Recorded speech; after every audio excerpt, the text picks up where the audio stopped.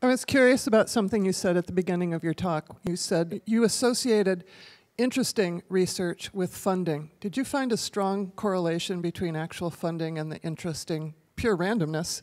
I mean, I think there is something there because, so we were studying medical research, and I think it actually was the case that people who had less insular research networks, like people that combined different disciplines, were able to find more interesting ideas. Maybe the question turns on your definition of interesting. Well, interesting is like more novel. If you're already entrenched in a specific field, there gets to be kind of like groupthink. And if you're kind of like within a bunch of different fields, you can think of more novel ideas more easily. So, I mean, what is randomness? Like, is that like, are you talking about it from an algorithmic place? Is randomness real? Two things.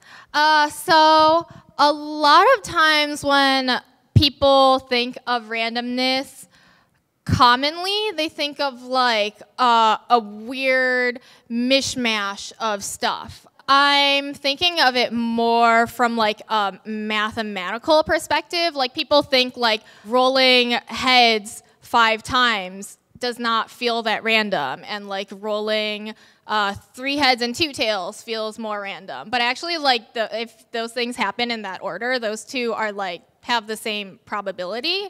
So I'm thinking more from like a kind of like mathematical randomness, and what mathematical randomness is more like about predictability than about like, I don't know, the distribution of some stuff. That being said, it's kind of like impossible to have like perfect mathematical randomness, because like, you know, if you take, for example, my browser extension, like that's limited by like the corpus of noun phrases that I have, you know, and that's not like purely random. If you take the texting app, that's also not purely random, because it's like we're advertising that number within the CreativeMornings community, and that's not like a random group of people. So it's hard to achieve pure randomness, but what I'm trying to go for is like a little bit more randomness than the status quo, if that makes sense. What inspired you to study randomness? That's a good question. I think just this is something I think about a lot. I think about kind of like the social ramifications of all the technology around us, and like a thing that is so prevalent in our lives now is like hyper-personalization everywhere. So yeah, I think just living in this world is what got me to it. So you mentioned like the sharing a story after the Muslim ban. What were the stories like that got shared? Were they actually effective, or were people like, do people abuse the hotlines and just like tell things about their cats or anything like that? That's a great question. So I totally had that concern when I built the hotline. I was like, oh my God, this is like an open mic for people to talk, and like people are totally gonna use this for hate. And I was like, okay, I'm gonna like build moderation into it so that I like approve every single message. And it turned out that I didn't even have to use the moderation, because like all of the messages were like perfectly civil and lovely. And I think part of that might be like okay, so if you're like commenting on a news article on the internet, I think it's really easy to be like, rah, rah, hatred, and then you get the instant gratification of like seeing your comment there publicly. And I think the hotline is interesting because it's like a semi-private space. Like you kind of like send this message out into the world, but you don't get the instant feedback of like seeing it somewhere, and you don't really know who's gonna hear it. Maybe someone will hear it, but you don't know who exactly.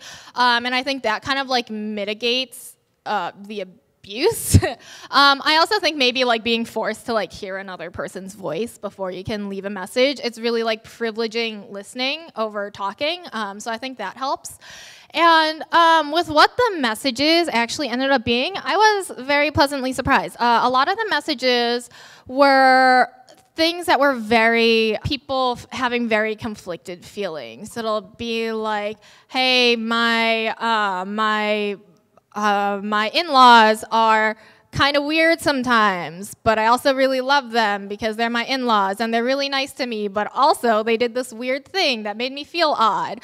And it's a lot of like wavering, and I think that kind of stuff is something that you don't share on social media. You know, if you go on social media, you're never like, oh, I feel like really uncertain or weird about this thing. It's like, I feel really strongly about X, or like, I hate blah, I love blah. So I really want to create spaces for more like iffy feelings, ambivalence, confusion, stuff like that.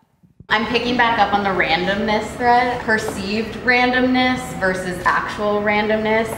And I'm wondering if you can comment on what you think political implications of those differences are. For example, I see it all the time where people, this is a super obvious one, but like people are like, oh, it's such a small world, like we know each other, and it's like, well, like it's actually not, it makes sense if you're like running in those elite circles that like you would connect with each other because like the way that power works in this world, and how easy it is to sort of dismiss that as random, and if that might be detrimental in some ways, or I don't know if you would pick up on anything from that comment.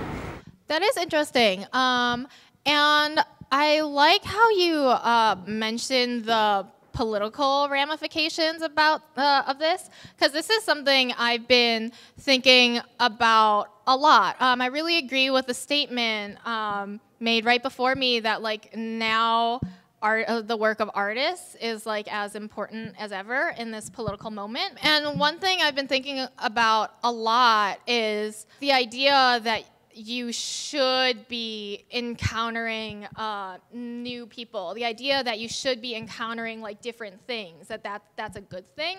That's not like a politically neutral statement. So that's kind of like my place that I'm coming from, is like I really want to nudge people to kind of like make their worlds bigger and encounter like a wider variety of things, but also not like frame it as, you know, a political thing and bring on that baggage. Are you seeing any other interesting database projects that are influencing evidence-based policy decisions? Kind of like the crime data, but really looking more around the marks.